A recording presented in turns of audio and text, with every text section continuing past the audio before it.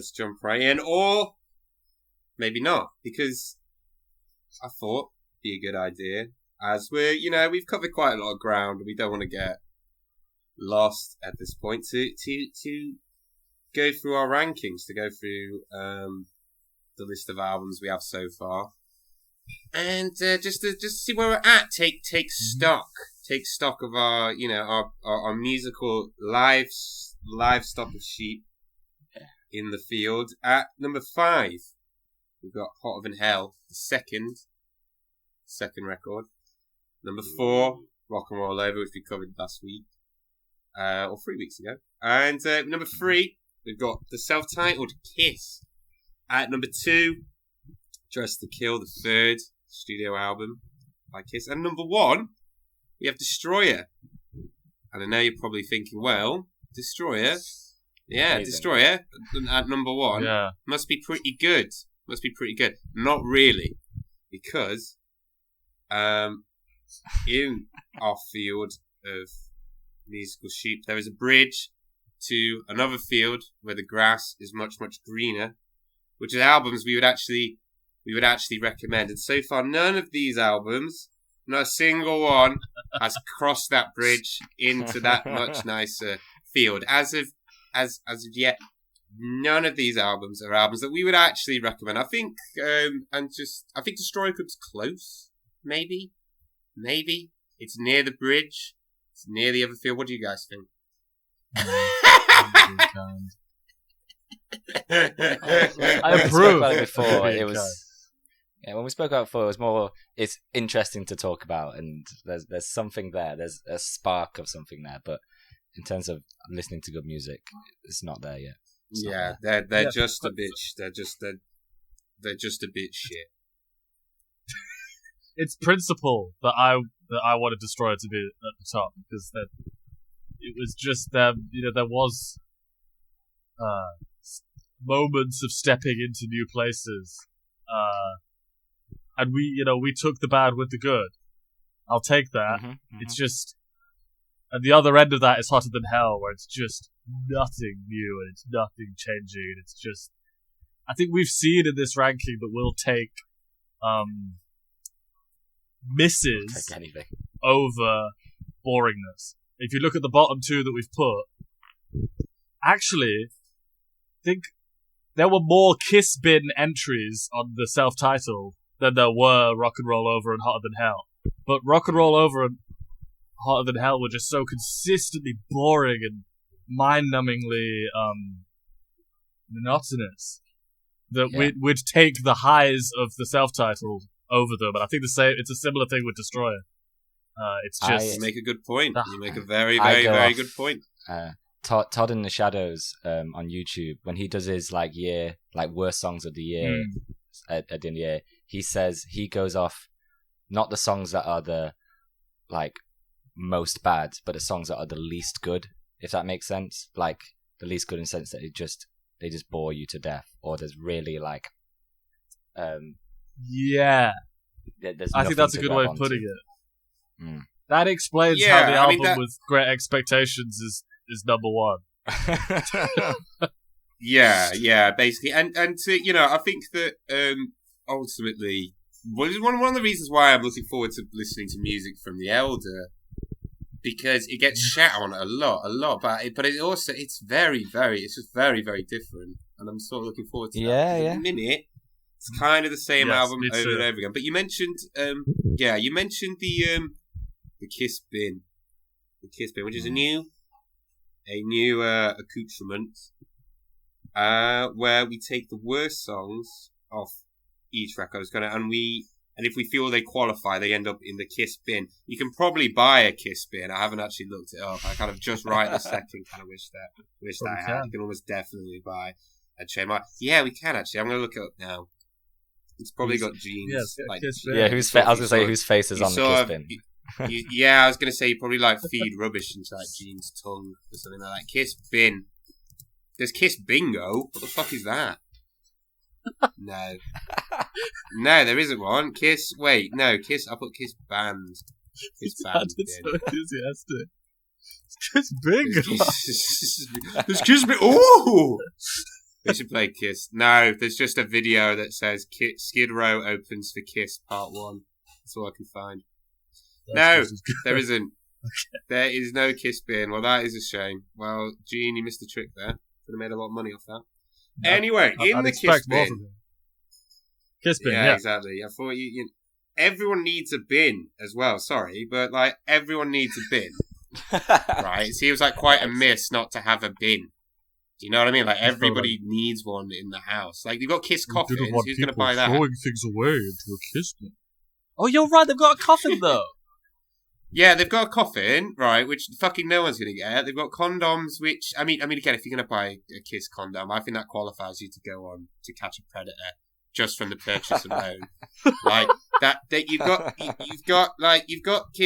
Kiss bin, like sorry, you've got like Kiss coffins, you've got Kiss fucking you got Kiss helicopters. That is a legit thing. I've seen it. You've got Kiss helicopter, which again, for what, maybe 3 people can buy that. You know what I mean? Because you'd have to have a Kiss fan that doesn't live in a trailer or like in his mum's basement or something like that, and then you like no one can afford that, but you haven't got a bin. Get with the. Come on, Gene. Come on, you're better than that. Speaking of Gene, anyway, you've got, in our Kiss bin, most of these, in fact, all of these, are Gene songs. They're all Gene songs. Oh, Gene. Apart from, Kissing Time? Well, Kissing Time, that's a cover, and Love Thief from Kiss. So in the Kiss bin, the worst of the worst is Going Blind, Heart of in Hell. That is really bad. That is really, really, really, really quite bad. Love Him and Leave Him what's that from? It's, we did it last, Rock and Roll Over. Yeah, from Rock and Roll Over. Great Expectations, which I think is, in my opinion, although I might change this week, is at the bottom. This is at the bottom of the Kiss bin for me. Massively. Fucking hate this song. Which is remarkable because, at least Going Blind is incredibly, incredibly noncy.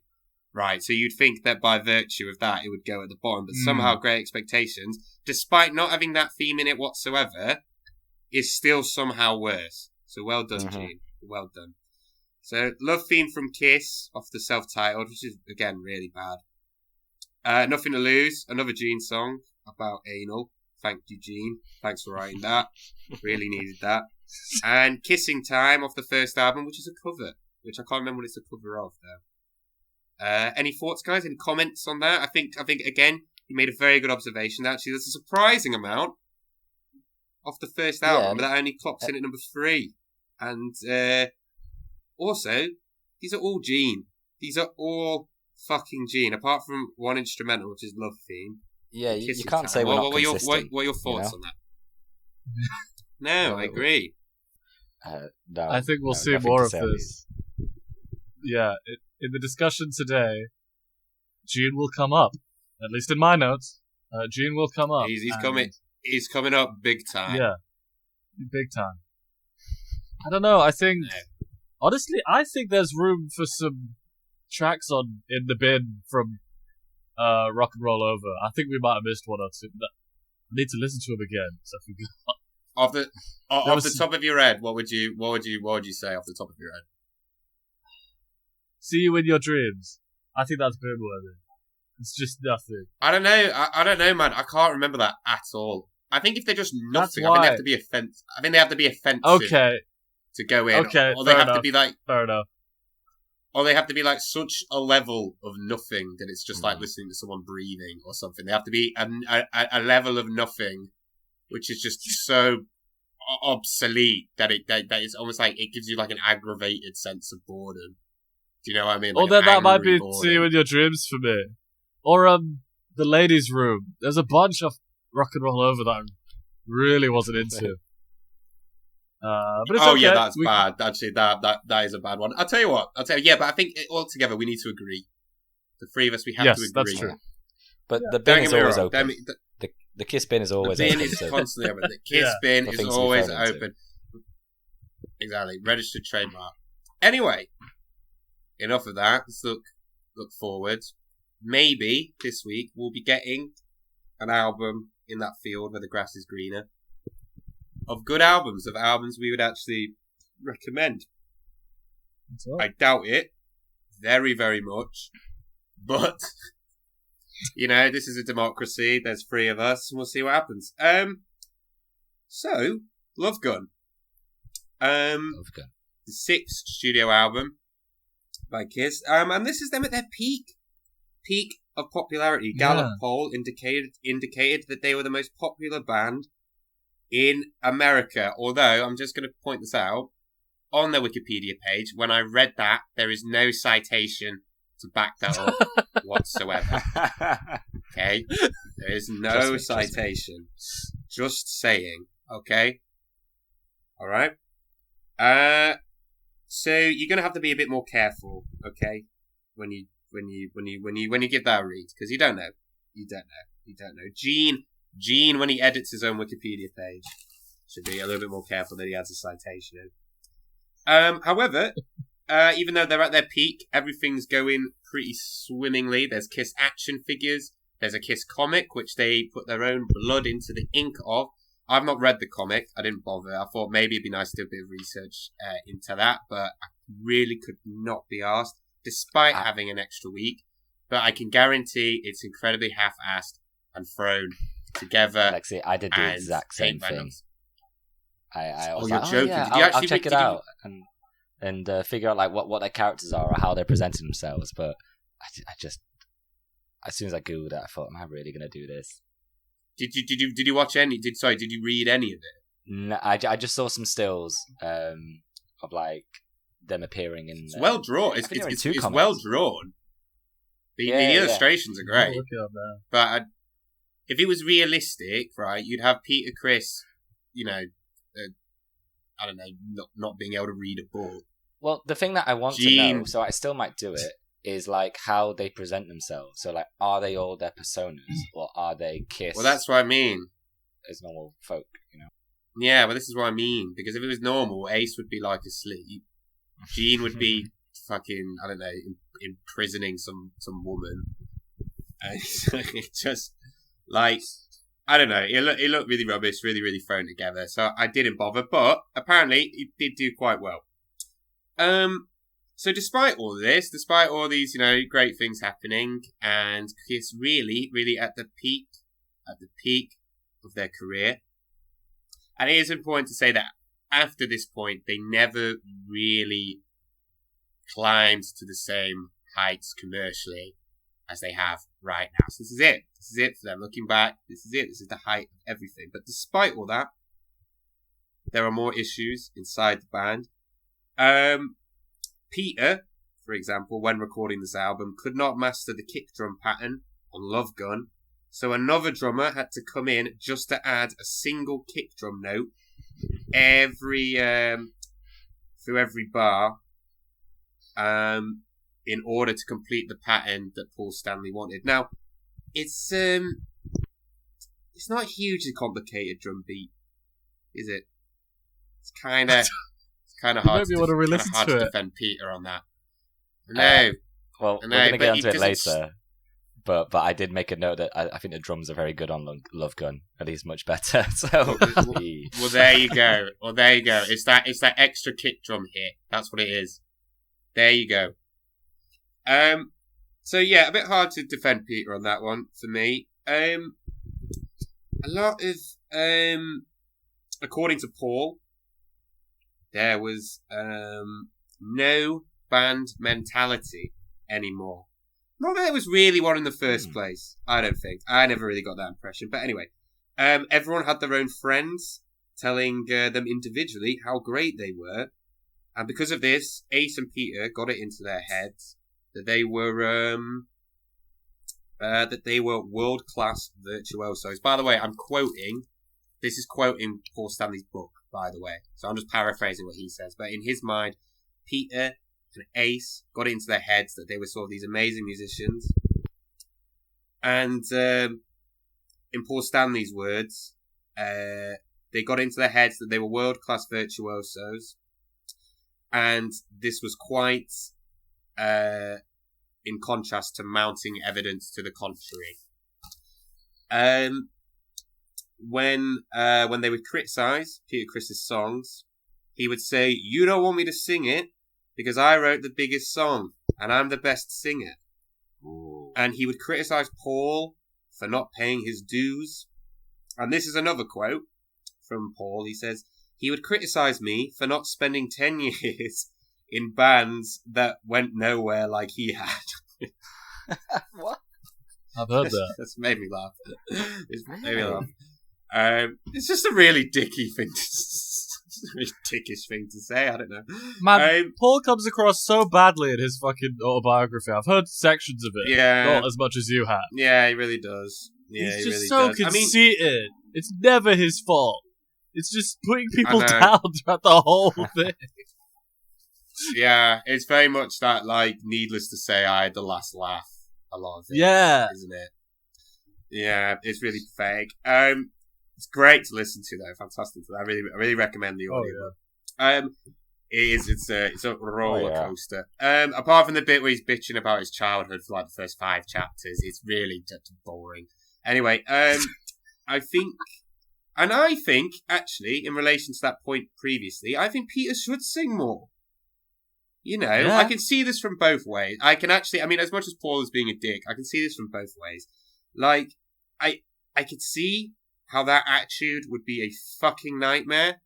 That he's not particularly talented. He is a good singer, but because of this kind of song, which he sung and sort of had a, you know, came up with the sketches of the basic melody for, which is Beth, I could see how that would be a nightmare to be around. I get that. However, you know, Paul just doesn't have to be such a smug dick about it. I don't know. I'm just like, come on, man. Come on. Like, I don't know. Peter and Ace were fucked constantly. Absolutely constantly. One particular argument, in one of these sort of, drug-induced rages, had Peter smashing one of Paul's favourite acoustic guitars against a wall. Another ended in Gene calling... Sorry. It just makes me laugh. I don't know why this makes me laugh. Another argument ended with Gene calling Peter an illiterate idiot who can't read or even talk correctly.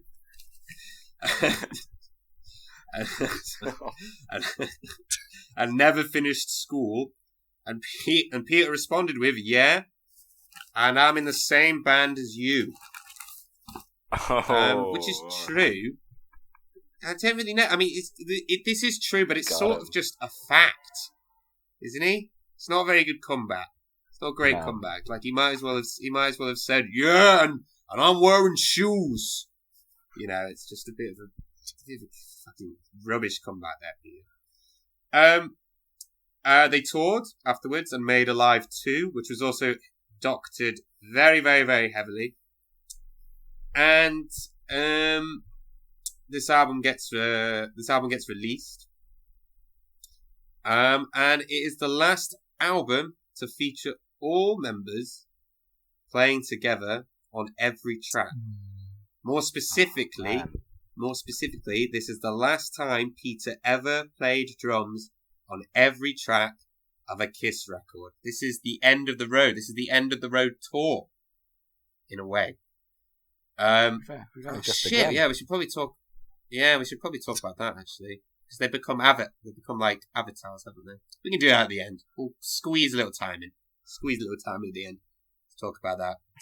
And like I said, they toured Japan, and I have a little quote from Gene that isn't really, really relevant to the background, but I just wanted to read it anyway. And this is from Gene's book, and this is just talking briefly about the tour, and then we'll get into the cover. By the way, I'm going to read this quote, and you can comment if you want. I'll leave a little time at the end of this quote. You can comment if you want. If you don't, we can move on. Okay. So this is a quote from Gene. He says, Japanese girls have an innocence about their sexuality. For instance, when a Japanese girl orgasms, a peculiar sound emanates from them. It sounds almost like a baby crying. Okay. What was this in response to? What? This is him talking about touring Japan. No, this is from his book. Somebody asked him, so how's the new tour going? And he said that. No, they didn't. This is from his book. He was just like, we toured Japan, and the Japanese girls were very willing. They have an innocence about their sexuality. You know, he just, doesn't need much of a prompt. You know what he's like. Anyway, the front cover. the cover. I think that the cover is good. I think it's a good cover. I think this is my favorite. Right? Same artist as Destroyer. Same artist as Destroyer. And I think, by the way, I think this is my favorite Ace outfit. Just a bit of a side note. This is my favorite of his costumes so far. Could be usurped later on, but I like it. I think it's a nice outfit. They all look pretty cool, except for maybe Paul. But I just think no matter how you pose him, he will just always look a little bit silly. I just don't think they can do it. I know I talked about this last time. I just don't think they can do it. I think it's their most serene and calming cover. It's almost quite ethereal in a way. All the women sort of like crawling around them with the white makeup. Reminds me a little bit of Electric Ladyland, which is pretty cool. Oh, okay. I feel like the setting as well is sort of like their palace. It's giving off the right energy. I think it's good. I think it's not as good as Rock and Roll Over, but as a cover, it's pretty cool. But like I said, it's just like, again, I know I always say it's like all their covers. Their covers are a bit like a really cool, like a really amazing looking roller coaster that's got like loads of like twists and turns, loads of loop-de-loops and stuff like that. And then the music is like actually getting on the roller coaster and it goes like 1 mile an hour. Do you know what I mean? It just never lives up to the outside. But yeah, no, I like it. It's not my favourite. That's not my favourite, but it's good. It's good. It's a good solid cover. Danny, what do you think? I don't like it at all. I really don't. What? Nothing about it. It comes down to, it's not very interesting, but it's just the 70s sexism on display is so just over the top and ridiculous. Right, the legacy that this cover has left us with is Manowar. And those sorts of front covers. No. Women no, that's lying not on the floor. No, looking up at them like, oh. No, Manowar ripped off Destroyer. Not this one. I'm pretty sure. I think Manowar have multiple pieces of artwork that to me look like when it's the four of them standing like looking like ugh, and there's women looking up at them. Like, oh, it's just it's again, it's not a very interesting criticism I have of it. I'm sure the art style's fine. If you got rid of all the women on the floor, I'd start to see a point, Alexei. It's a good, they're doing a good pose. It's very silly and over the top. Now, in a good Kiss way, it's silly and over the top. It's very in line with the comic book. Similar things to what I've said about Destroyer. Just, yeah, they should be doing comic book type of art style. It's just, I don't know, man. It's like what you said about Dr. Love, Alexei. I just can't abide them being so self-aggrandizing and putting themselves on the cover as these sex gods. It's just too... And again, as we always say, I want to be clear, I'm not offended. It's just embarrassing. Oh, yeah. All right, I get that. I get that. Yeah. I don't know. I think this is the first time we've ever disagreed about a cover. But I don't know. I mean, like, Electric Ladyland's just covered with naked women. Is it because they're there and they're sort of stood and they're kind of all there? I think, actually, I kind of see what you mean. There is a dynamic there. There's a bit of a power dynamic because they're there. There's a power thing, yeah. Pigeon chesting whilst they're all sort of like... Yeah. It's not my thing.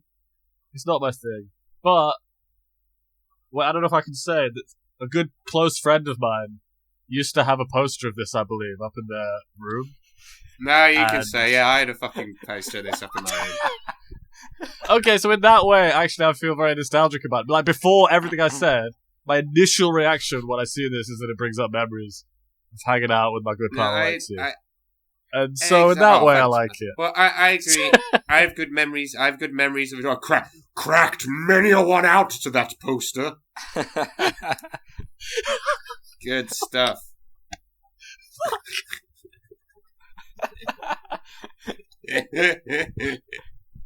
You hold it like a dinner plate by the end of my teens. It was like Alex, what do you think of this? Alex, what do you think of the Love Gun cover? Well, you guys we knew before this album that their main demographic was teenage boys, and it's nice that they're, they always say they're reflecting their fans, and they want to give what the fans want, and they're doing it with this album cover. I mean, it is made for teenage boys in that sense. The art's cool in the same way Destroyer was. I don't like. Well, I like the album covers where they get to show off each of their personalities or each of their personas. This one, except for maybe Gene, doesn't do that. Paul, Ace, and everyone except Gene, they all kind of have a similar pose, and they're not kind of like showing off the individual personality. And yeah, I gotta agree with Danny. Like just looking back at this sort of like style, like just the way the women are at the bottom, looking up at them like, oh, please Kiss, give us a morsel of some rock and roll. I'm just not into it. Like, and they're all the same as well. Like, apart from maybe like one or two have different hairstyles, but they're all just the same woman. Like, maybe that's part of the mythos that they clone to these women. That seems like something they would be into. Art style, cool. Like, themes and ideas, not cool. Agreed. Yeah, that's a good sum up. Yeah, it's well. Sorry, Alexei. It's definitely well crafted. I'm sure it was a good time. It was a wild time. Wild times in my 20s. Little bit of cleavage, little bit of booze. Yeah. Shit. It's the first time we've ever disagreed about colour. On the whole, I'd say we tend to actually give the covers quite positive reviews, so that's damn shame. Lost a pretty good streak there. Yes. It's alright. It's alright. There are worse covers. Anyway, Love Gun. Track 1. Oh yeah. I Stole Your Love, which is a Paul song. Right, so straight off the bat, it's a great riff. It's a pretty, like, sharp, attacky, ferocious riff. I like the riff. The riff is good. The bass is quite complex. It's kind of going against the guitars, which kind of ultimately gives the whole song a bit more of a varied arrangement. The production is weak. The production is very, very weak. However, Paul does sound fiery. I think he does a great vocal. Peter's drums are propulsive, but they are very one-dimensional, which does make it all sound quite laboured. But I think that might just be the BPM that it's at. There could be so many, like, fills in the song, like a lot of drum fills, but it just doesn't happen at all. It's just very, very, very one-dimensional, very, very, very one-note, and that makes it quite disappointing. The backing vocals and the chorus and the outro, musically, are, good choices. It's a good chord, it's a good progression that happens underneath the hook, but it's just not thick. Like, it could be a lot thicker, a lot denser, a lot richer, a lot bigger, and just delivered with a bit more fire. Do you know what I mean? Because at the moment, it almost sounds like, again, like with the backing vocals, that they're just kind of being marked a little bit. It's a good song, but it does sound like a demo, and I feel it could have been a lot more special. I think the production just makes it lose a lot of intensity. But, I mean, it's sort of a mixed review for me, because despite that, I think as a song, it's well written. I think it's quite good, but I think it's quite fiery, it's quite propulsive, it's melodic. I think it's well written, but ultimately it just isn't executed well at all. Like, it needs a lot more attack. Danny, what are you saying? What do you think? I think I'm going to echo quite a lot of what you said there. It's that sort of feeling like this is not mind-blowing, but it's nice to hear things going in the right direction. Like, as it began, I agree. and I thought, I'm liking the speed. I like his little yeah before the full riff comes in. He's given us just these crisp, beautiful, raspy highs. He's really coming into his own as a vocalist. He sounds great. Yeah, great. I'm really liking the lack of those bluesy notes that don't fit the songs that they're writing. This leads into that. Or rather, this is doing what I've been asking them to do and just drop those shitty rock and roll 50s notes. I can't remember who I heard talking about it, but, the idea of, it was rock and roll, and then it lost the roll, and music became rock. I think Kiss they hung on to the roll. Cannot hack the roll. They can't hack the roll, but they've got a shot at rocking. So I think they need to stick to that. When they're at their best, it's stuff like, like Black Diamond. There's not much roll there, but there's a lot of rock. I agree. I think that this definitely fits more within. This is more than 100,000 years than a ladies' room, isn't it? It's a bit darker, it's a bit more attacky, a bit nastier, a bit more minor. It's got a lot of raspy. Yes. I totally agree with you. I think this is definitely in the right. This is the right. When they write this, this is the type of song typically by them that I like. Do you know what I mean? I just don't think it's done great. Yeah, I agree. It's not a total bang on the mark. But like I say, right direction. We haven't got a major key chorus transition. We haven't got pointless, 50s rock and roll blues notes that don't fit. What you said about the drumming is right, Alexei, how we need more fills, because I noticed that there's this sort of really rushed snare fill on the pre-chorus. This is like a and I think that's probably to do with the speed. Maybe he wasn't quite able to do more than just straight notes. Again, though, one of the things that I really praised him for on Destroyer was because he was playing something that was consistently quite propulsive. In fact, he just doesn't play fast. He just doesn't. I just don't think he can. I don't think he can maintain that. I mean, we always talk about the plot, I'm thinking in terms of feels, someone like a Travis Barker would have slammed this. Do you know what I mean? One of the greats, or any, you take any of not even him, just any of the great punk and hardcore drummers that play it, fucking I don't know, fucking Dave Lombardo would have absolutely nailed this. Just a bit more flash and fire and pizzazz. Yes, and again, we keep saying yes, it's not mind blowing. You brought up plot just now. This is anti-plot. I think that's the core of what I approve of here. It's building more on. It's like they finally looked back at their back catalogue and being like, "Oh, Come On and Love Me" was the sort of thing we should be building on. To me, this comes from that. It is a bit faster than that. Also, I like the layered harmonies in the end, but I was wondering who is that? Maybe it's all of them. I couldn't tell who was singing on the layered harmonies at the end. What I thought was good is another thing when you talk about habits that have happened on previous albums that they kind of seem to be dropping on this song is the not having Gene do backing vocals.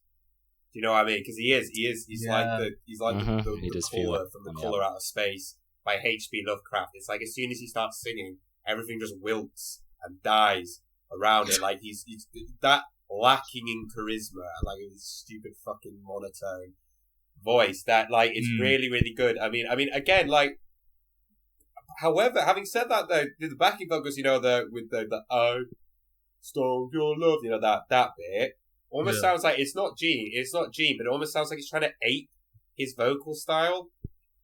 Do you know what I mean? Because again, it is it's a good melody, it's a good chord progression, but it's just done with no fire whatsoever. It's just really, really, really underwhelming, which is a shame because, I sort of get why, because Paul's proper going for it over the top. I don't know. And obviously maybe they thought maybe it'd be a bit too much.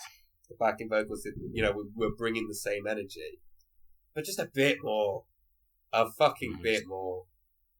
Yeah, no, I see what you mean there. It's very hard to when you've got a singer like Paul. It brings up the whole question of why is... Well, no, we're bringing up all topics here. It's like, why is Gene singing at all if you've got a vocalist like Paul and Peter, frankly? And, yeah. Yeah, and Peter. Yeah. And Peter. Alex, go on. I've said not. my piece on this. Yeah, Alex, what you said. I'm just amazed that from this one track, we have all come to the same conclusion. My last note on this here is it's not brilliant, but it shows improvement from the Paul cuts from previous albums. Like, yes. Like, I'm amazed that this one track has really, like, spoke to us in that way. Like I said, I don't think there's much new in here. However, the fundamentals, the basics are just a lot tighter. They sort of know their strengths a bit better. And the cheekiness suits them. Like, the cheekiness of this song and sort of the arrogance, it fits Paul super well. And yeah, he can run with it. Paul does do a good job here, but I do think it is a bit forced at times. And it's just that every line he gets, the end of every line, he just like, let me just do some sort of flourish on this. And I would kind of like to see a bit more like build up in their tracks, where like as the track goes on, Paul gets more and more into it. But I feel as though his idea is just to just throw everything he's got at every single line. And I think he does. Oh yeah, yeah. This is he's on fucking 15. Like, you know, like it's not a subtle. But to be honest with you, man, if he wasn't on 15, there wouldn't be that much to. I mean, don't get me wrong. It's a good riff and it is melodic and it's propulsive and stuff like that. Mm-hmm, but if he wasn't on 15, like if he wasn't giving all that energy, you'd be a lot more underwhelmed. Yeah. I don't deny that. It's just, I think there's something about this track in particular. Just every line, he would just. It felt as though he was carrying the song, kind of like what you're saying, Alexei. And it makes me think, well, I wish we could add something to sort of build up to those climaxes, or to build up to those big moments. But I'll take it, man. I say I enjoyed this one. A good start. Yeah, I agree with that. There's no peaks and troughs. It's very one, like, you know what I mean. It's there's no dynamics in this song, fucking whatsoever. Right. We're all in the same boat. That's pretty good. That's great. I've got a feeling that that's a trend that's going to continue, at least for the next track. Fuck me. What's the problem, man? Fucking what's sideways. Fuck Jesus. Right. Fuck me. Right. Okay. Christine 16, which is a Gene song, unsurprisingly. Right. Okay, so I've divvied these up into, music and the lyrics. Okay, so I'm going to go through all my notes on the music first, okay, if that's alright? Okay, yeah, good idea. Okay. Musically, it sounds like Status Quo slowed down. Now, the lyrics. Okay? Yes. Ouch. So. It's right. Now, the lyrics. Now, Kiss have made 3 nonce songs so far. 3. I believe. Yeah. Okay? In 5 albums. 3. That is a very excessive batting average. This is the worst. This is the fucking worst. You know, this is just fetishizing a 16-year-old. What joy am I supposed to get from that? There's nothing. Like, there's just nothing. It's like when you know what it's like. It's like when Jimmy Savile would make jokes on TV. Yeah, and he just kind of and he just hide in plain sight. He'd just be like, "Oh, you know, don't let me into any schoolyards," and everyone's like, "Oh, Jimmy, that's hilarious." And like, there's just this fucking thing, this trend with them. Like I said, 3 songs now. That's 3 songs on 5 albums where it's like, ooh, cheeky. Do you know what I mean? Like this subject matter is like, oh, it's a bit cheeky, a bit tongue in cheek, a bit carry on. It's like, it's called child rape. You fucking wanker. Like, I just don't want to hear a story about I just don't want to hear this old man talk about how he just wants to bang a child. Why? Why does this exist? Why does this exist? Because at least with, I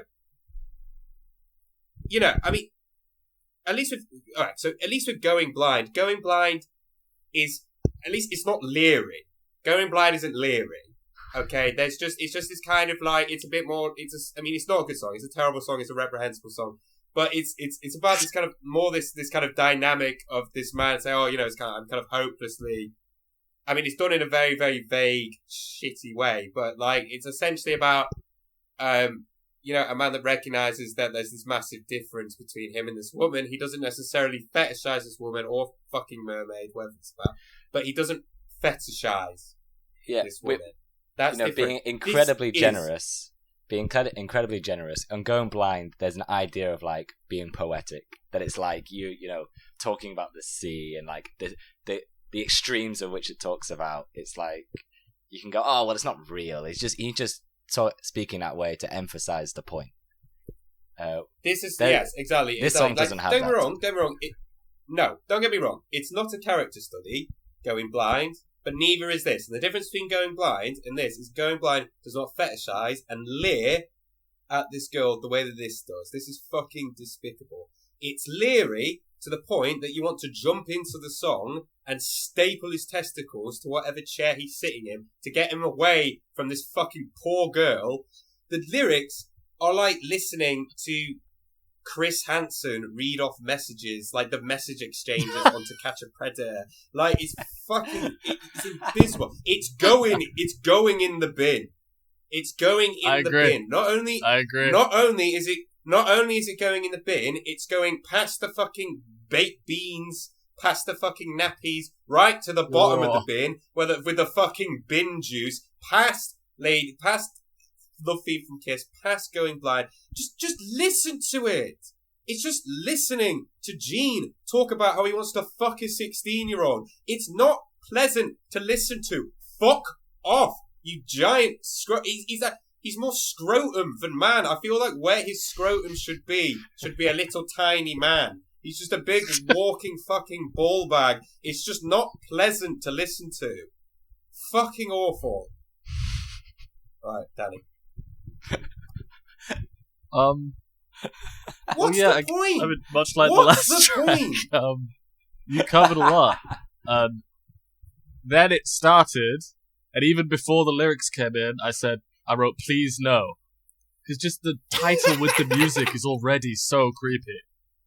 And just, again, I don't know how much more I can say after Alexei sort of eloquently broke this song down. It's just the old man voice. He sounds so old like he has before. With the dated musical style, and then those lyrics on top. It's just such a bad look.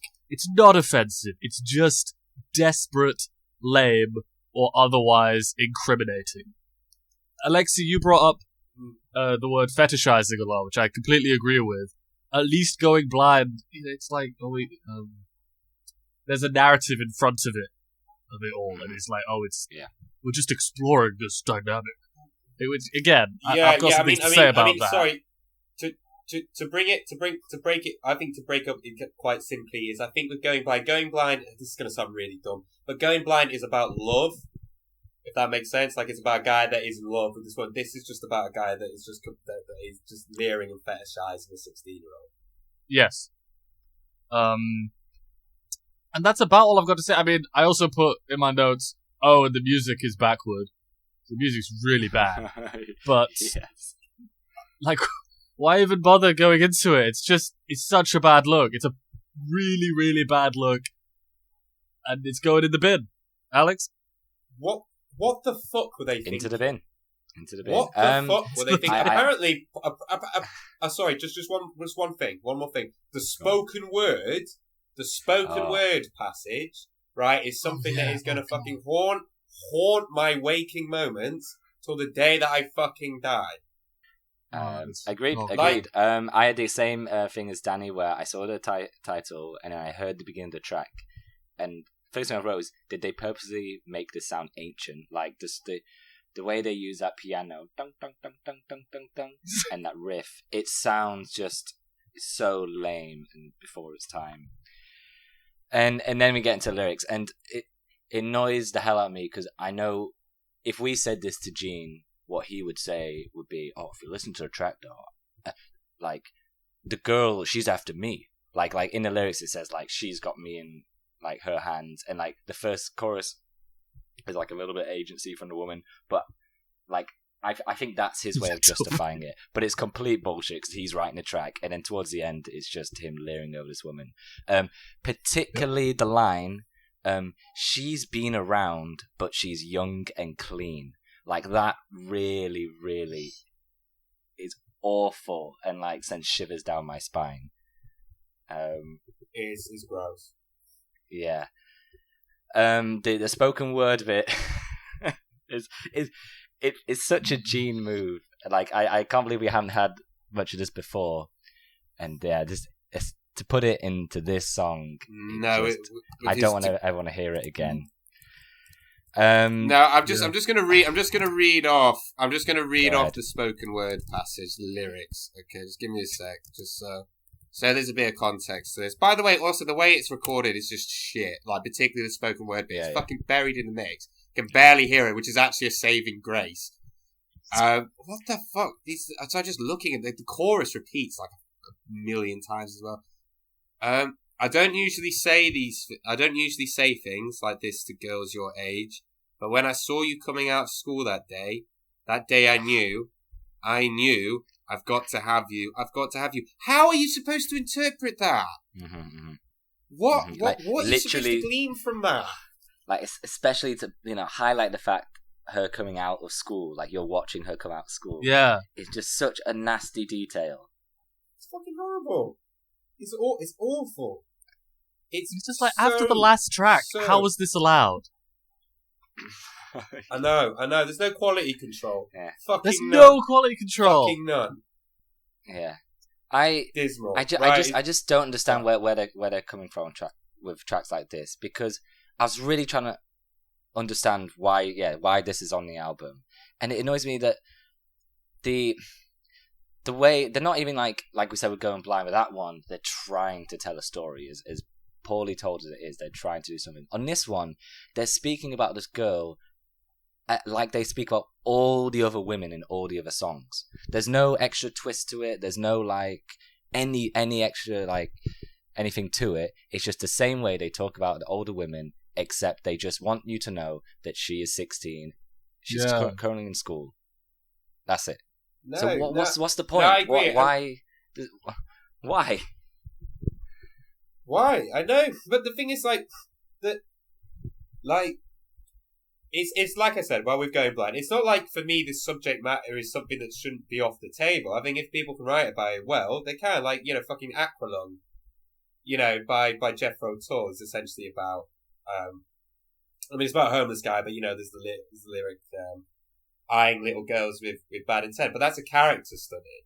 Mm-hmm. What they're doing is a character study, and people should have the right to do this. This is fucking Harvey Weinstein core. This is just nasty to listen to. You feel like you shouldn't be listening to it. Do you know what I mean? That it's like the audiobook version of illegal porn. Do you know what I mean? It's just fucking. Yeah. and just in case, for anybody who's listening, who would want to say, well, in whatever state they're recording this in, 16 is a legal age. Like that, some person might say that doesn't make it okay. From the position that they're at, no. That still would not make this song okay. No, and it's going in the bin. It's going very, very much. I think we all agree it's gone in the bin, right? Okay. Yep. Next. Okay. Right. Fuck's sake. Right, moving on. We got Love for Sale. Sorry, Got Love for Sale. Do beg your pardon. Which is another Gene song. Fucking hell, 2 Gene songs in a row. What are you doing? It's never good. What are you trying to do to people? What? Never good. Right, this is just shit. This is just like rubbish. If someone was to ask me what kind of like the average Kiss song sounds like, I'd say it sounds like this. I'd say this is the sort of typical Kiss song. It's underwhelming, undercooked, middle of the road. It's very tuneless. There's no hook whatsoever. It's just the same old cack. It's got quite a good guitar solo though. It's quite frenetic. Lifts the track a little bit, but not to the point where it's still any good. Gene doing backing vocals and lead vocals at the same time just brings such an extra level of boring. Like his lead vocals like just sit like a tumor on the track. It just corrodes everything. I don't like it. I'm so beyond angry. I really can't listen to this type of song anymore from them. I think that we'll get it to the end. I think it's worse on Rock and Roll Over than songs like this, but it's just the same old cack. It really is. Daddy. I really hope Gene stops singing in subsequent albums. That's the first thing I wrote. I see no reason anymore for him to be singing. I do as well. I agree. I think agree. Awful. If you want to do the Beatles thing, then he has to be Ringo. He has to be the one track a song, and it's a kind of cutesy one. Because his vocals, it's like they're getting worse. He's doing another stupid fucking voice on this one. And honestly, I mean, as a track, I might have a few nicer things to say about it than you, Alexei. It's a little heavier and faster than things we've had in the past. It's a little, I'm being kind a bit, AC/DC's got that Mixolydian, very just 70s rock sound. I wasn't feeling the solo, but it's more that the rhythm section's just too riffy. They love to do that when they don't like to aid the solo much. The solo in the outro is a bit weirder and better. I like that more. It's like he's learning songwriting and he is getting better, but at an unbearably slow pace. It's like I can hear him be like, well, I've made it heavier. I've added guitar solos and vocal harmonies. What more do you want from me? That's what I could hear in my head when I heard this song. You know what's really messed up? I saw an interview with Gene where he was saying that like he wrote what was it? I think he wrote Dr. Love and Paul wrote God of Thunder because they were like, oh, all you ever do, like he was saying like to Paul, all you ever do is write these like love songs and stuff like that, songs about girls, and Paul's like, yeah, well, all you ever write about is about, I'm evil and I'm this, and I'm like, that's not true. It's the other way round. It doesn't, yeah. Isn't it? He never writes songs about. I was like, what the fuck are you talking about? It's all shit. It's shit like this. It's shit like this. Ladies' Room, Two-Timer. This is the bulk of the material he writes is like this. Yes. That's most of what I had to say about it. The bass is way too loud. Like, comically, it's just so loud on this track. And all of those little nice things I had to say about it kind of being, in the right direction, which is what I said about, I Stole Your Love, but this isn't nearly as much as that. It's just, there's a sense of baby steps with Gene here. But all of that is beneath, like, the main takeaway for me from this is just his voice is getting so bad and unbearable. And I can focus more on musical aspects compared with the last track, which was overshadowed by the lyrics. The lyrics are the same old here. Alex? I'll start on the positives first. Gene is really, really trying here. And, like, I think on this That's what I'm saying, really it's baby tell, steps. Yeah, that, like, he's put more effort into the song structure. The chorus, there's a bit more going on to most of his songs. Like, I think the sort of, the backing vocals work well. Like, that I've Got Love for Sale alongside that Have Love Will Travel. I think it works okay. It's not great, but it's better than a lot of his old choruses would just be like one line. I mean, that... Yeah, I mean, we still have that with like Christine 16. It's just one line and that's it. And yeah, he really thinks this is the best way to go vocally. And he's really trying his best of it. Like, he's really trying to add like a lot of...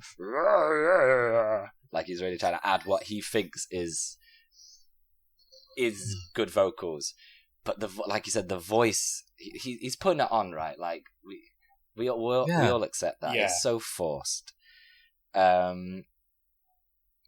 Yeah, kind of what you were saying, Danny. I think in a similar way to I Saw Your Love, like this is more enjoyable than Gene cuts from like the first 3 albums. However, like I expect more from them now as a band. Yeah, and also the lyrics of this one are again just so you can always tell with Gene. He just like he does that whole thing where he'll write a line and then he'll write the next line just going, well, what rhymes with correct, neglect. Okay, like he's always, his style of lyricism is just so first draft. Okay, that'll good, and he adds in lots of what-ohs, oh no's, yeah, and then done. Yeah. Lazy bastard. Lazy scrotum. Right. Moving on. Shock me. Shock me. Like, yeah, he's a big fat. He's a big fat old man scrotum. He's a lazy scrotum. Let's Shock Me by Ace. Right.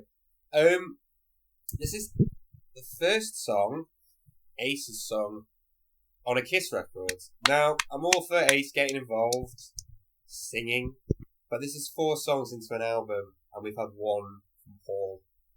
Only one. That's not a good sign. That's not a strong batting average. Ace is not a good singer. Ace is, Ace is not a good singer. He's still better than Gene. Yep. He is a better singer than Gene. However, only in the way that, well, because Gene is so monotone and boring, and you could maybe argue the same thing about Ace. Like, he's hardly Meatloaf, but he does have a sort of reserved idiosyncrasy to his voice, which is quite unique. It's very distinct. It's kind of almost, and you're going to think this is a lot of praise, and I'm saying almost, and I mean I'm very, very heavy-handed on almost. It's almost kind of within a similar remit of someone like Lou Reed. Yeah. It's quite different. It's quite unique sounding. There's kind of like a swagger to it. It's almost spoken word in it. The guitar solo is fucking ripping. The guitar solo is great. There's there's kind of a high amount of kind of dissonant staccato parts, which it's quite interesting. It kind of, the way that it's played, and because of those parts, it kind of has the quality of being electrically shocked, which is quite nice within the context of the song and what it's about. However, overall, the plot is back. The plot is back pretty hard on this. It is very boring. It lacks attack. There's not really a hook. There's no hook. I think the main riff needs to sound bigger. I can't really get on board at all. Danny? Yeah. I'll be a little nicer about it. I put happy with his voice, a welcome change is what I put. And what you're saying is right, Alexei. I agree with that. Yeah, I'm not blown away by his vocals, very much so. But I think it's to do with, it's just less try-hard, his vocals.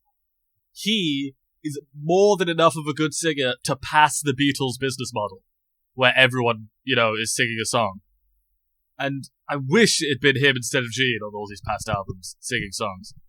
He's got a better grasp of his own voice. He's not, trying to do anything that he's not. He's not trying to sing like this or anything. He's kind of singing, it sounds, generally with his talking voice. The thing is though, like the thing is though, when you said that about Gene, and like I've never listened to Ace sing like one of the songs that like Cold Gin, like a song that he wrote that Gene ended up singing. But having said that, and this is a testament to how bad Gene is, Flaming Youth of Destroyer, which is I think ostensibly an Ace song that Paul sings. Oh yeah. You don't want Ace singing that. Paul is better agreed. suited to that song than Ace is. I think, in general, Paul doesn't sing enough. Which is mad. Fucking mad. But we've been shitting on this band. We've been shitting on this band a lot the past couple of weeks. But he's a great singer, a fucking brilliant singer, and he's four tracks Sounds in. good on this track. Is he on this track? What, Paul? You're talking about Paul, right? Yeah, and Shock Me. Is he on this? He's doing the backing vocals, right? The baby. I couldn't hear him. That's probably him doing Anyway, Danny, what were you saying? Make me feel better. Or is that Ace? I'm not sure. Anyway, I don't know. Okay, anyway. I'll be very surprised if it's Ace, but okay. I realized once the chorus came in that I've heard this one before. I've actually heard this one. I was familiar with the chorus. It's got a bit like the last track. It's kind of made me think a bit AC/DC, especially the intro. Although it's very slow, maybe energy is the wrong word. Maybe effort's a better word. I felt a bit more effort. Maybe that's not right either. There's something about it. I think I found myself wondering why I was giving such unheaviness a pass, and I think it is just, it's a cooler song. Again, it's not like, I don't want to overemphasize that, but it's a bit cooler than, especially anything Gene's ever made, for example. It's got a vibe. I don't know what it is, but it's got a vibe. It's Ace's vibe, and I'll take it. I'll take it over so much of what we've had, even though it's not my favorite thing. I think I like the little. I agree. Yeah. I agree. I like the little sort of shuffle breaks that Peter's doing in the chorus, and like he keeps kind of going like, make me feel better. I can't remember the beat exactly, but I like those. Very typical Peter busyness, and like it is feeling a bit lacking as a track. I just think it's nice to hear or to be feeling a different perspective. So my overall impression is just a welcomeness to this song. What do you think, Alex? Yeah, I agree that it's nice to get a bit more variety in styles. And he does have a cool voice. But I think his cool voice kind of put onto using the Kiss template doesn't do him that many favors. This track, every time I listen to the album, this is a track where I would zone out, and then like the track would have passed, and I have to go back and find details in it. There's very little oomph to this song, especially kind of what he's saying. Something like where he's saying like "shock me" and "put on your black leather." Like it sounds really tame. So I think it's a nice effort. It's a nice effort, but the rhythm, like it lacks energy. Yeah, maybe you're right. It's not the right word, but it doesn't feel right. This doesn't feel like the right track for him. And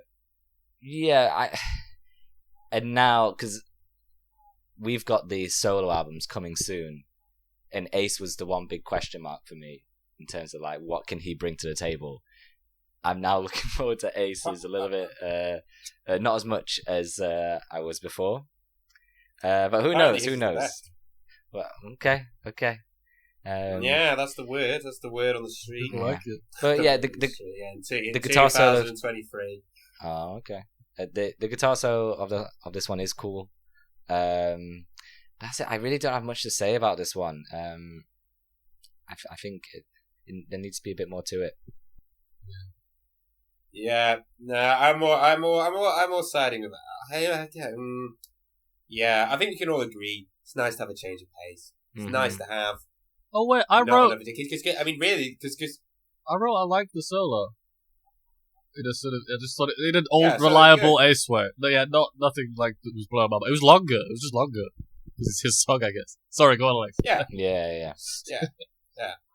I mean, normally that song would have probably gone to Gene, so that would have meant we would have 3 Gene songs in a row. So I think we should be, thankful, if anything, to have not not an alternative reality where Ace didn't sing it.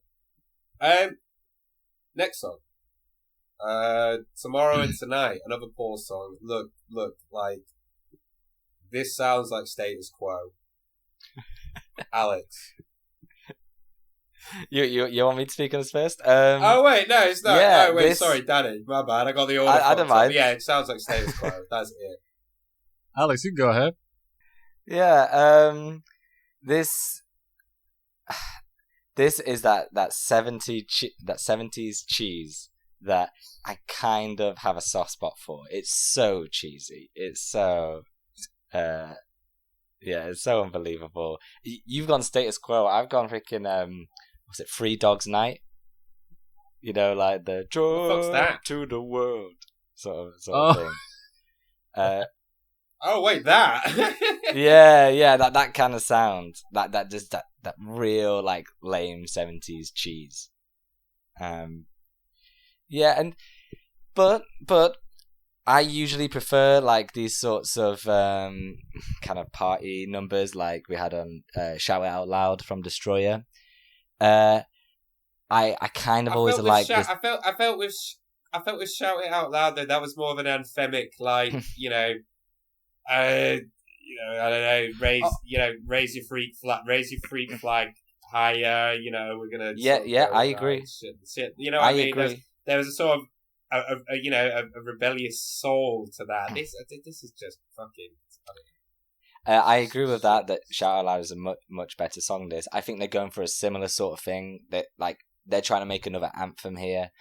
But boy, there's really not enough to this one. Like the chorus is like they repeat it a lot and there's very little to it to be another anthem.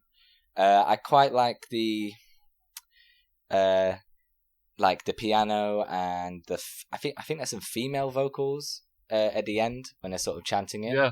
And that's just a nice texture to it. But as a song, there's not really enough here. It's just full of cliches. It's full of all right, oh yeah. The chorus makes me want to put a gerbil up on my nan's bum. I fucking hate it.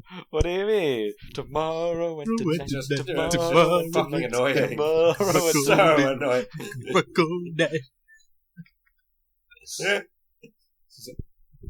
Unbelievably irritating. Danny! There was a bit of an arc to my opinion on the song. The first thing I wrote is old-fashioned rock and roll shit again. They're just not. To what it made me think of was Exile on Main Street, and they're just not pulling it off. They're not, and they seem to be trying to do it like at least once every album. This sort of like they're trying to write Tumbling Dice or something. I think I like the honky tonk, but I'd like it more if everything else was good. I like the female backing vocals. I even called that they were trying to recapture Rock and Roll All Night, and then I read that that's exactly what they were trying to do. I believe it. I totally believe it. A bunch of saps. And then towards the end of the track, I wrote the layered vocals plus the guitar solo in the outro does start to get to the right type of energy of what you need on this. But the risk of cheese is so apparent with this style. You've got to be so on form to pull it off. You need to be so in your element to hit the note that they're going for. I will say, be far more charismatic. Yes, I will say on subsequent listening, it's not like as bad within the context of this album. Because we've got Paul. It's a lot better than the Gene we've had so far.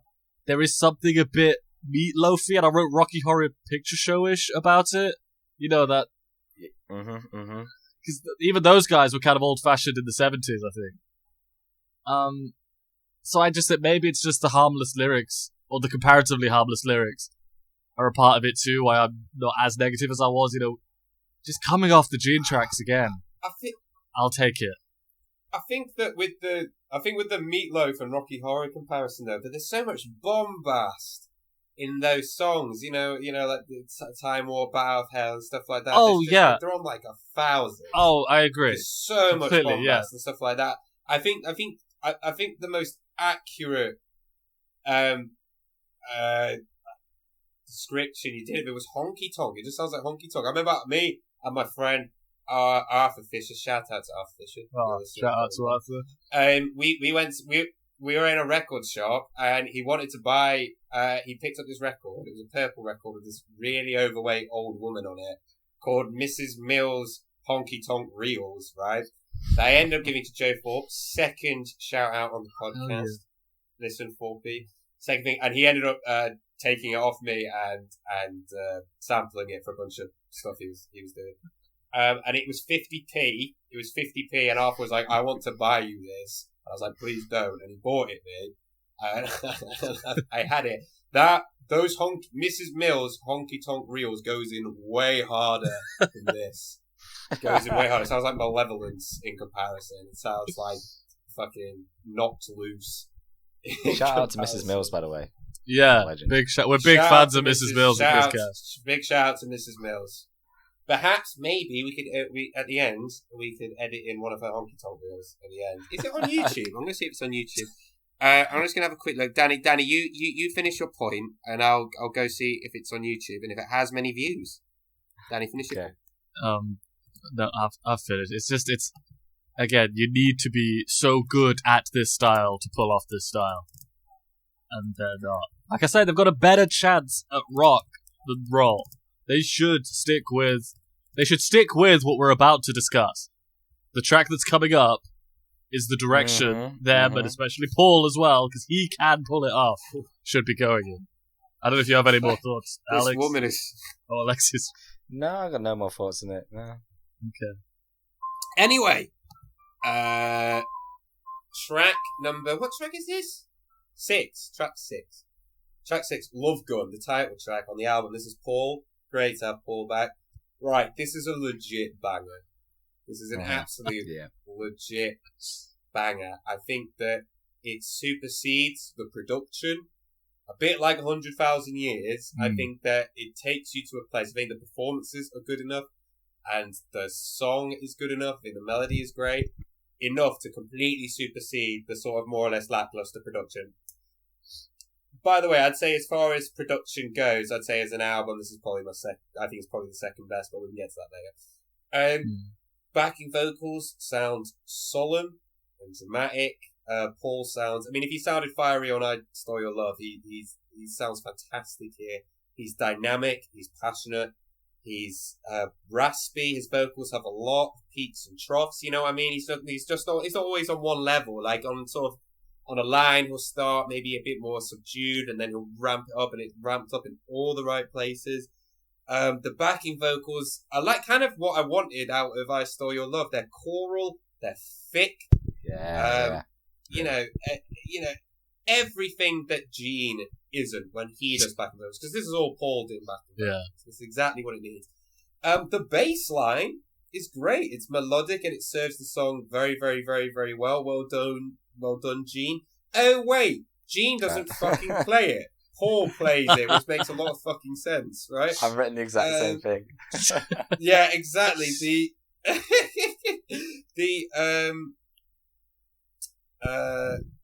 The part where it's just the backing vocals pace the song perfectly, you know, dynamically, for when Paul comes, like, slamming back in when he's just screaming Love Gun, because you need that bit where you take him out of the equation so you just have the backing vocals in order to kind of set the stage, you know, lay the canvas for him to just completely dominate this track. Like, he sounds insane.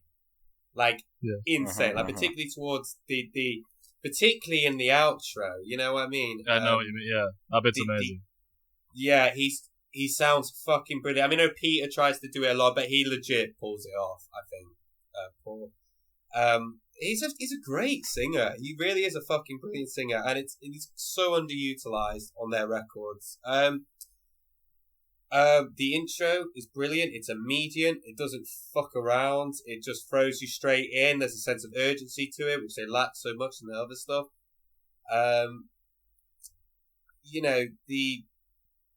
The chorus sounds nice and thick with those back and forths. The guitar solo is great.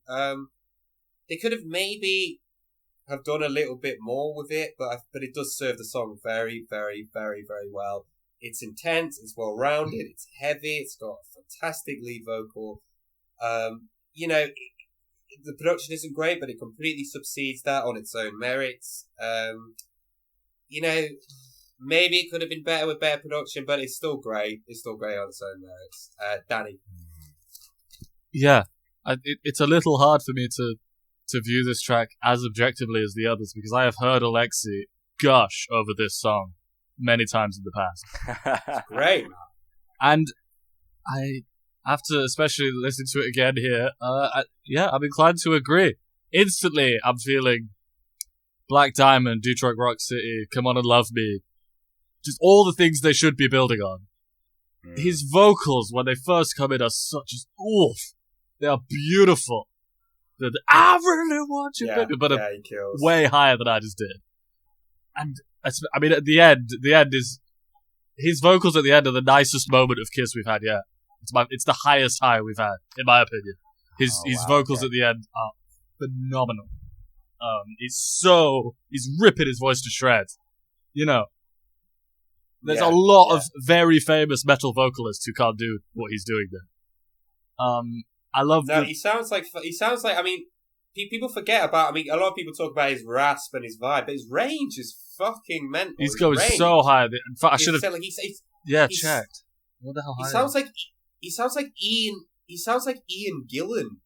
Yeah. At the end, you know what I mean? And he's never put in that conversation. And I'm like, well, listen to this. He sounds fucking insane. Yeah, I love. It's all the other just. Even Paul's vocals aside, the sort of the little vamp before the chorus, it's great. The backing vocals are great. The lead guitar works. I agree, Alexei, it's not my favorite thing, but it really fits the track well, especially with the harmonies they do at the end. Just everything's more, and forgive me for using this word, epic. But I use that word because just imagine if they could keep up this quality consistently and act like the hottest band in the world, because other bands could try and reach this note and completely fail, and they really pull it off here.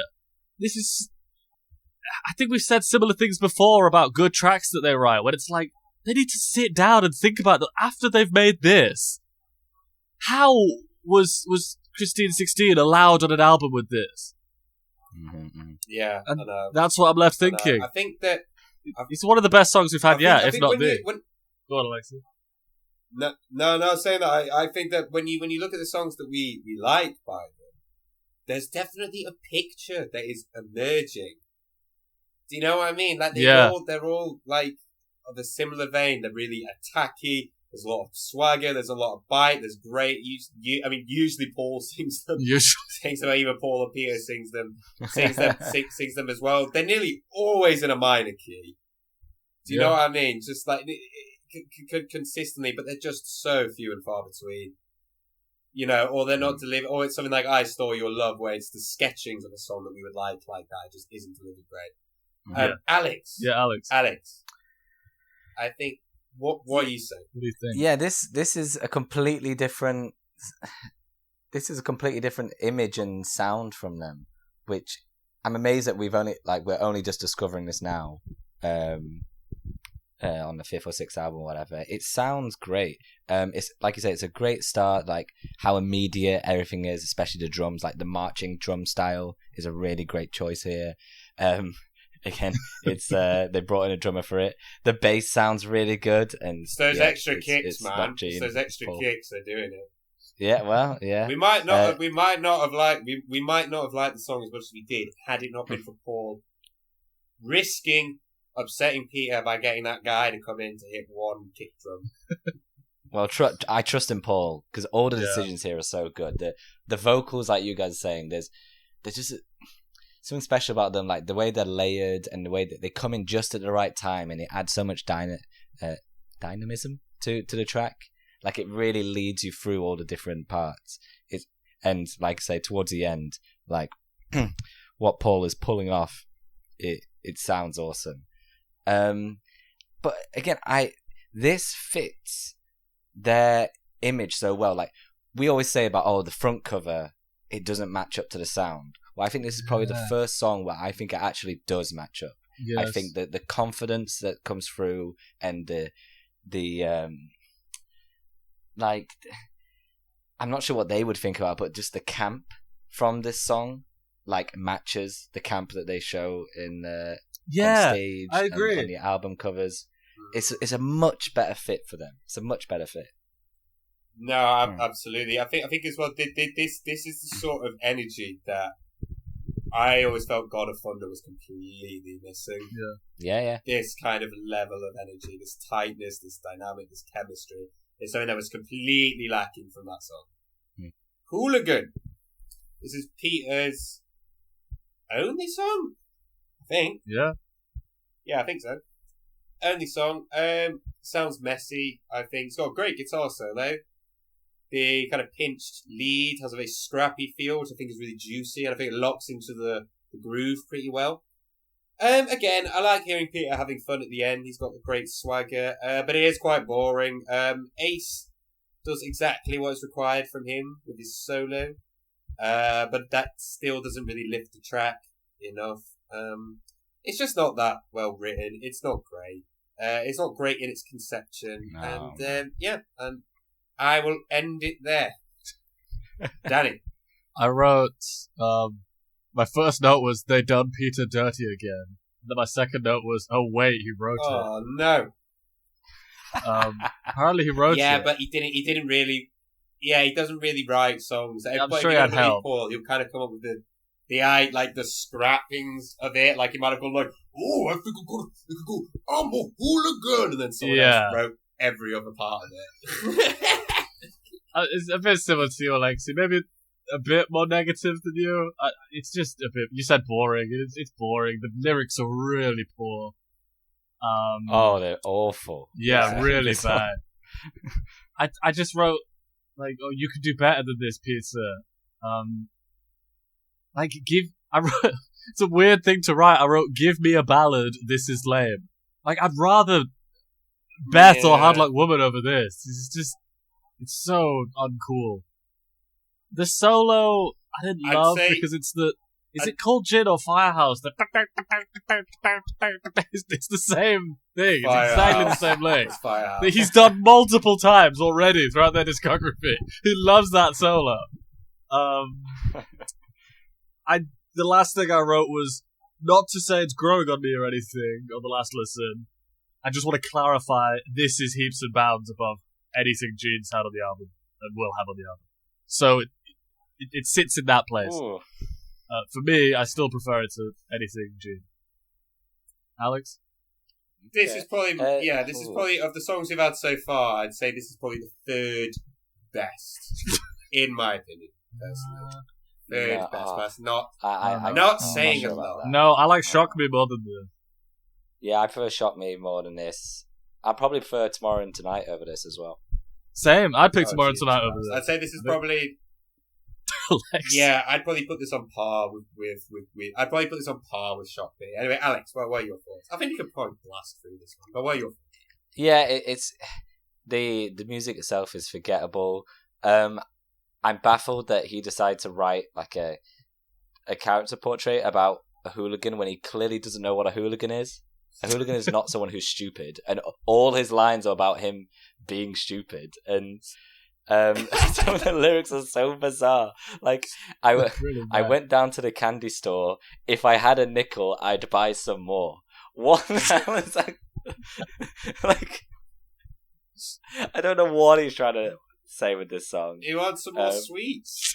He wants some more sweets. Yeah, what a hooligan! I did the same. What a hooligan! If I had a nickel, I'd buy some more. No, listen to this. I went down to the candy store. If I had a nickel, I'd buy some more. And oh, I'm so sad. Yeah, oh, so bad. So sad, but it's true. Baby, what can I do? Oh, it's bad. It's bad. He doesn't. Look, Al. The price of Freddos are going up. Yes. What the fuck? I used to get a Freddo for 10p. What the hell is that? What the hell is it now? I'm gonna pay once. Oh, that's inflation's gone in hard on the Freddo. I didn't realize that about the lyrics. I pointed out they're fucking bizarre. Yeah. Maybe Gene. So do you think there might be a bit of truth to when Gene says that Peter is an illiterate moron that can't talk properly? Do you think that there is a little bit of truth to that?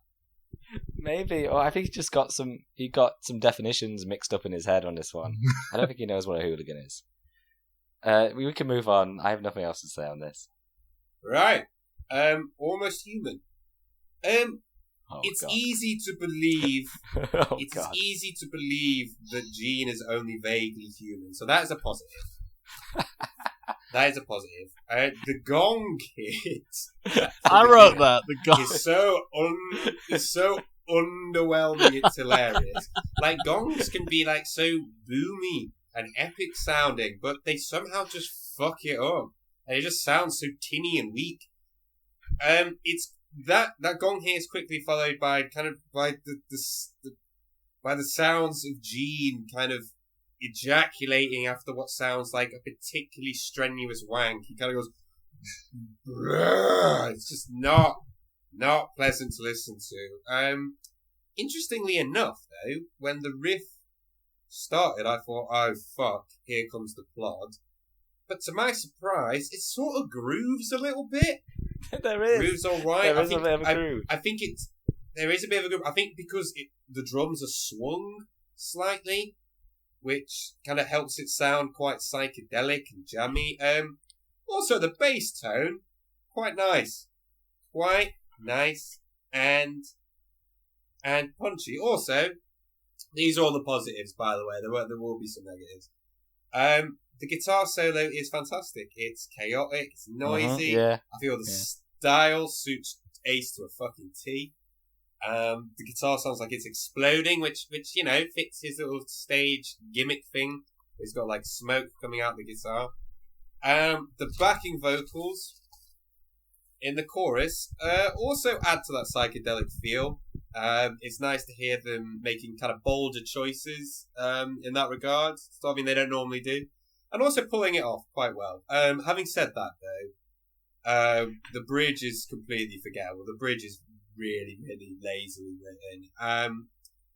Also, Gene just sings this reliably, terribly, and he sort of sits over the song like a tumor. He just overtakes and invades the whole song like a virus. I can't believe they decided to have a track where they layered Gene over himself so much as this one. I know, it's awful. It's awful. Like he sort of, like I said, he sort of infects the song like a virus to the point that it becomes quite impossible to ignore, and it decreases the merits of the song to the point where I actually don't like it. And there's quite a lot to like, but the lyrics are so terrifying. And not in a good way. Like, please don't run away. I think this is Gene bearing his soul in many ways. I think it's a bit like, the book American Psycho, and Patrick Bateman says that, like, you may shake my hand and think that we might be similar, but I am simply not there. Like, and none of this is a positive, by the way. It sounds like incel core. It sounds like, he cannot relate to a human woman, so he has to hurt them essentially in order to possess them, to hurt them in order for them not to go anywhere. It's Harvey Weinstein core. It's just trying to possess, and it's him bearing his soul, and I just fucking don't like it. I don't like it, and he sings it so badly to the point where I can't appreciate it, which is a shame. Because there's quite a lot of it. Musically, I don't think it's too bad. Danny. Is it about a werewolf? I thought maybe he was a werewolf because he's talking about the moon. And he's chasing someone. Alright, maybe. I fucking missed that. No. Does he not? No, maybe I'm misremembering. There was something in there that made me think. Oh, it says the moon is out. I think I'm gonna change. Yeah, he does. Yeah, I'm gonna change. I think it's about a little werewolf. Sorry, but that's neither here nor there. Because I was getting all ready to disagree with you, Alexei, but I think you just analysed it more than me. You found all those good things in it, a lot of which I agree with. Especially, I like the noisy guitar solo. I think it was great, but that fits. I do think calling it groovy is kind. But like I say, I think you just went deeper on this one, man, because I just felt it just sounds like something off Hotter Than Hell. It's typical Gene energy throughout. It would benefit from more chords, just more fucking notes. It doesn't go anywhere. It's very just stays in the same place. And there's no feeling, especially with Gene songs, of like, oh well, that's what they're going for. They're going for this vibe. It never feels that way with Gene. And his vocals are really, really, really bad. Yeah. No, I feel you. Yeah, so I agree with you, Alexei, again, because you clarified at the end that it's not great, and I agree. It's not great. Pretty bad. Alex? Danny, Danny, I missed you. We missed you. Missed a big chunk. Oh, okay. We rewind back to, what was it? You said there's like a sort of a vibe with Gene's songs. Oh, just that they're going for. There's always a sense that he could get away with a sort of, oh, but we're going for that vibe, blah, blah, blah. You know what I mean about, this is just a song with very few, like, chord changes in it. But I wouldn't accept him being like, oh, we're going for a drone. We're trying to get a kind of drone sound going. No, it's just bad. And, like I said, I agree with you, Alexei. It's not good. Alex? I'll say I think I like this track more than you guys, but mainly because it is hilarious. I every time I heard this song, like just the image he's going for, and just how ridiculous, and just hearing, like I said, like him singing over himself, and the image he's trying to put across for himself, like he's very much going for another God of Thunder sort of thing here. Like, I think he really loves, like, putting himself in that, like,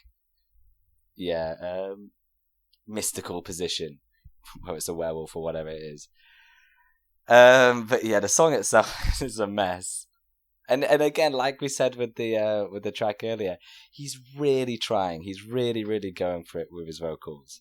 And as we've said, more and more, it's just not working out for us. And especially now that we know there are better options in the band. I don't mind the sort of kind of like the beginning groove, like Alexei was saying. Like, I think there's something to it, but it needs to be built upon more. The sort of messy guitar solo, cool, I like it. And for those reasons alone, this, when you said like you would put Hooligan above all the Gene songs, I think at least this is more interesting than Hooligan. This is the best Gene track on the album. I'll give it that. I still think it's really bad. But this is another one where you just like, why did this not go through like another take? At least musically, it's not. I don't think it's too bad. There's, why don't they just go give it another draft, another take? There's no vetting work process. On it. Yeah, there's nothing. Yeah. Just one thing. Did you ever fucking demo anything? You got the resources. Fucking demo something. Big fat lazy scrotum. Right, next one. Right, Plasticaster. I know what this song is about. The song is dumb. Yeah, me too. Yeah, I really hate this song. I really, really hate it. Do you want me to go, Alexei? This is shit. Because I'm happy just to move on. Oh, well, I wrote something that I'd like to just read what I wrote. No, by all means, go for it. Okay, I wrote, no, fuck this. I'm starting to think there's a legit good band here, and that we're overanalyzing everything. When what it all is that if you took this band minus Gene, everything would be so much better, and would actually have a pretty good band. I'm starting to think it's more simple than definitely. we think. Because how much are we going to talk about this song? Very clever, you fucking edgy boomer. It's just, musically, it's dragging the album back in time. Yeah. The fucking rhyming on it, the master, faster, Ascars, do that stupid voice. It's just, this is definitely in the bin, as far as I'm concerned. This is one of the worst. Oh, shit. Okay. I think this is in the bin. I think it's in consideration. Fuck. No, I was not expecting that. I just couldn't give this the time of day. I really couldn't. But Danny's right though. There's an energy to this song. There's a vibe to this song which is just the worst. like the sort of like we're just like popping the boys. Like it's just a one big in joke that they think is so funny, and they had to put it on the album. It really rubs me the wrong way. Oh fuck! So it's down to me basically. It's in the bin. Fuck! You see, I barely gave it. I don't know. Just before I figure it, I try to square that box. What you said about if you got rid of Gene, like if you got rid of Gene and replaced him with like a great bass player and a singer, a bit like Glenn Hughes from Deep Purple, like you'd have a pretty good band. You actually would have a pretty good fucking band. I'm sure there'd be stuff to work on. But yeah, they wouldn't be great. It'd be fucking better. I mean, this is how many songs has it got on this album? 1, 2, 4, 3, 4. I think 10. 4 or 5. Oh, Gene. Way too much. Yeah, Gene. I don't know. Does it go in the bin? You can think about it. Yeah. Give it another listen. It is really shitty. Well, I mean, if like Christine 16 goes in the bin and that's like right at the bottom, the drowning in the bin juice, this would be like somewhere. It'd be closer to the rim for sure. It's not like offensive, is it? It's just really dumb and not funny. I'll have a think. I'll come back to it. Are we done though? Are we done with it? I'll make a decision by the end of the episode. I've said everything about it. Yeah. Alex. Yeah. Alex. No, I'm. Yeah. Let's move on. Okay. We're good. All right, we moved on. You're gonna see there's a trend. There's a trend that's starting to emerge in my notes. Towards the end. Then she kissed me. Utterly ridiculous. Get a grip, Danny. I feel like I've written too much and I wrote very little. What the fuck is this? I don't know. Did anyone ask for this? No, they didn't. Also, I'm not being funny, but I listened to the original as well. The original's not great either. Like I like a lot of Phil Spector-y sort of records, but I mean the original's not great either. The original actually sounds heavier than this somehow. I believe that. Darker and heavier than this. Just get a grip. I don't know what the. I mean, I. Go on, Alexei. No, go on, Daddy. Okay, it comes across. No, you go.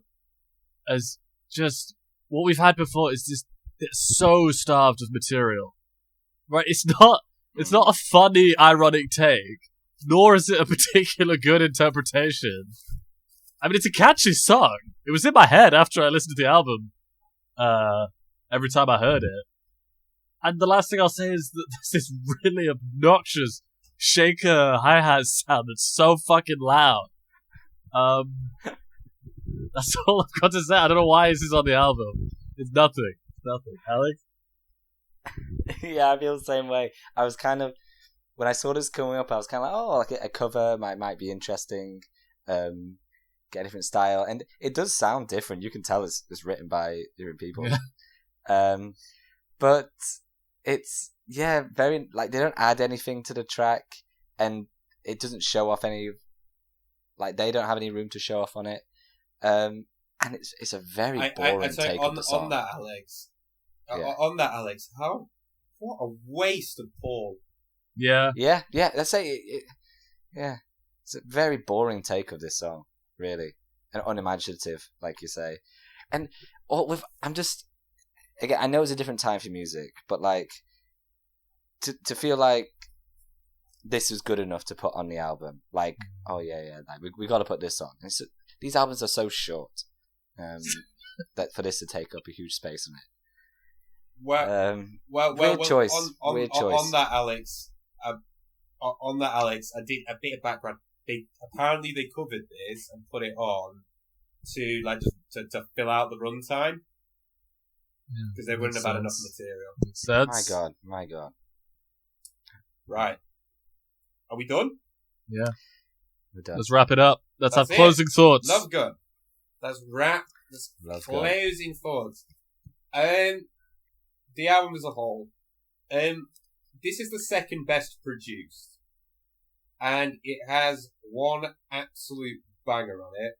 And one could be banger. Okay? It still has many of the same failings as previous albums. Mostly the songwriting is, in my opinion, the biggest failing on this. The playing is about on par with Dress to Kill. For me, it's whether it sinks to the same depths of the first record, or whether consistently it is to a better standard than Dress to Kill. Yeah. Its main contenders for me are the self-titled record and Dress to Kill. There's too much Gene, not enough Paul. Paul feels really absent from this one, which is a shame because, on I Stole Your Love, which I said isn't quite a banger, but it comes close, and Love Gun, he fucking kills. But where is he? Barely on it. So my feeling is, although it's got the worst song on their entire discography so far on it, which is quite a shame because I think you'd remember a while ago when we did Destroyer, I said we'd be really hard pushed to find something worse than Great Expectations, but somehow they managed it. Don't know how. By just being that appalling and lame and sad and fucking gross, they've managed to somehow sink to even lower depths than that. But altogether, I think we're looking at, is it better self-titled, and is it better than Dress to Kill? So it's either, for me, going third or second for me. I'm not sure. I'm in agreement with you. I think it's in that. Sorry, just one more thing. On Plasticaster, I think it goes in the bin. It goes in the bin. And it's done. Because Gene is a ball bag. It goes in the bin. That's too often shall be told. It's going in the bin. Alright. Danny, what you feel? This album is overly let down by Gene. I think Paul's songwriting and performances have always been generally better, and it's now becoming more than noticeably better than Gene's. It's becoming like a real juxtaposition. I feel like, I guess because of the nature of Hooligan, I'm feeling Peter's waning interest for the first time. Especially because we had an Ace song. Peter, I don't know, maybe it's just because Hooligan really wasn't a good song. It's a slight move back from the previous album. Sorry, as in like a return to form from the previous album. Because the heavier moments are very well. It's better than Rock and Roll Over. Yeah, it's much better than that, yeah. I wrote it's going to be a very difficult one to rank, and I think I agree with you, Alexei, where you've placed it. It's going to be around Kiss, self-titled, and Dress to Kill. It's so hard because it's so, like, Paul is reaching for new heights while Gene is digging for lower lows on this album, right? We've got what could well be the best track we've had yet, and what could well be the worst track we had yet. The production was less noticeable overall for me, which I'll take as a good sign, I think. I don't think it was That's what I was basing it on. That it didn't leap out as being really, really shoddy. Yeah. Do you know what I mean? I think it lacked punch, yeah. But I was like, well, it's the second best produced because it's the first time I haven't, had massive problems with it. I think even Destroyer has low moments in the mix and stuff like that. I'd put it on par with Destroyer. Oh, no, Destroyer sounds better than this. I think. Massively better. I think I'm just remembering all the... Sonically, Destroyer is more interesting. sure. Interesting. Because sonically also the like Detroit. You know how Detroit Rock City is produced. If Love Gun, I think, had been produced in a similar way, it would be. There's potential for it to have been even better than it already is. It's great. Maybe. Because the songwriting and performances are so good, but again, there's still production problems. It's slightly let down by the production. I will say ultimately supersedes it. Slightly let down. I will say though, it's worth remembering that Destroyer was hardly this magnum opus. It had huge problems. No, it wasn't. I kind of had similar feelings. I think maybe we go on, Alexei. I was saying that maybe there is a risk of looking at it through rose-tinted spectacles because it is. Because it is, else. Fucking, because it's a lot better. It's different. there's like you said, it has to be the best one. Just has to be. Yeah, and this album gave me slightly similar feelings to it in that this one's really well known. This is one of their biggest albums. This held a similar place in my mind to Destroyer when I think of the front cover, and not just the artist. I think, these are the big albums that will be recommended to you if you look up the best Kiss albums. I think. But that whole thing is just, we've mentioned it every time, they're not living up to themselves and their image. And the title track exemplifies that, because it makes them come across as lazy. If they're able to write Love Gun, and create Love Gun, and execute Love Gun well, they're just being lazy elsewhere. This is not the hardest working band in music. They're phoning it in half the time, more than half the time. So... With ranking, you're right. I think I'm very open to hear what you guys have to say. It is somewhere around Dress to Kill and self-titled. What do you think, Alex? Exact same feelings as you. In terms of songwriting, I think it's on par just about with the debut album in terms of like highs and lows, where there's killer tracks and low tracks. But the production overall, even though it was said not perfect, it does put it beyond the self-titled. And then comparing to Dress to Kill, it's a thing of, we were kind to Dress to Kill because from what I remember, there weren't any major offences, and they sort of like stuck to what they did fairly reliably. Then like you had like Rock and Roll Lunch, some small highlights. So I think we should put it above the debut album. And then I think we should decide between it. Should it go above Dress to Kill? What do you guys think? I'm looking at the bin, right? So I think the bin's going to help us moving forward when we do these rankings, which is so off the first album. There's nothing off Dress to Kill in here, as far as I can see. Nothing, right? Mm-hmm. Off the first album, we've got Nothing to Lose, Kiss in Time, and Love Theme from Kiss. However, on the other end of that, in my opinion, on the first record, you've got 3 bangers, right? So you've got Strutter, 100,000 Years, and Black Diamond. Okay? On this, you've got 2. And one of them is the worst song that they've ever made. So, as a whole, as an album, it is probably more consistent than the self-titled, but the self-titled also has 3 bangers on it.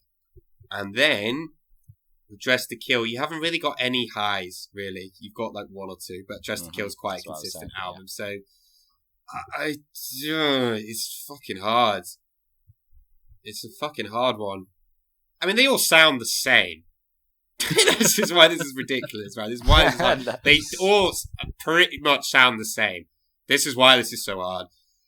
Should we put it at number 3, so above debut and below Dress to Kill, just a way to sort of punish Gene? Like, this is us making our stand, being like, this is too much Gene.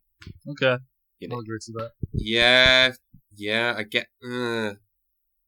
There's way too much Gene, and bad Gene as well. Yeah, I'll go 3. Want to stick it in 3? Yeah, Danny, what do you think? I think for Christine 16, it should get bumped below. Oh, I don't know. It makes me doubt how we've already ranked them. No, how do you mean? A lot of it, it feels weird that Destroyer's number 1, but I guess we have to stand by what we said. It has to be at the top there. It's just No. felt the most like what a Kiss album should be. Right, number 3. Is that what we're feeling? Number 3 now. We can always come back to this. We can always come back. Yeah. We can always, these aren't set in stone. These aren't set in stone. In it goes. Shit. There it is. That's it. Love Gun. I see the What's letters. next? That's it. Well, guys, had an idea. Got some names. Got some names in a hat that I can pull from. Because coming up, we've got the 4 studio albums. There's studio albums. They're all studio albums. Fuck. I mean, we've got the 4 solo albums. A lot coming on the up line because right now. there's a lot on the line. Just before I pull these names out, are there any that you are like, I'm really not looking forward to that, or I kind of hope it's going to be this one, or like, what are the general feelings, Danny? I don't want it to be Jeans. Anyone else will do. Yeah, I've got a feeling. Not Jeans. I've got a feeling Jeans is not. Most curious about Peter Chris's. That's the one I'm most curious about. Yeah, I'm kind of most excited for Peter Chris's because we talk quite fondly about how much we like his voice. I'm actually, weirdly enough, kind of least excited to hear Paul's because I think it's going to be the most Kiss-like. I think it's going to be the most like the albums we have been covering. Yeah, and I kind of just out of just for want of not being bored. Let's do it. I'm really not looking for. I just really don't want it to be that. Right, so I'm gonna. Let me just wait. Give me seconds. I need something to put them in. Shit. Okay. Hang on. Okay. Right. Give it a wiggle. So the first studio album we are going to be covering is, oh fuck's sake! Oh, it's Paul's. Okay. Oh, right, well. Yeah! Shit. Do we have to? I really don't want to. Fuck yeah. I proper don't want to. Okay, alright. We'll do that. We'll do that next week. Paul Stanley's debut solo album. I'm just going to have a quick look at the track listing. There's one song on it that I know already because it's in the film. Have a look at the track listing. How should we sign off on this one? Do you guys feel like singing? Or, Let's do, yeah, I don't know what to sing though. What should we sing? Hooligan? I don't remember what it goes I can't remember Hooligan. Yeah. Baby, like a hooligan. No, not that one then. What's it? Love Gun? Yeah, Love Gun? Oh, and then she kissed me. Okay. I'll do the music. You do the. I'll do the music.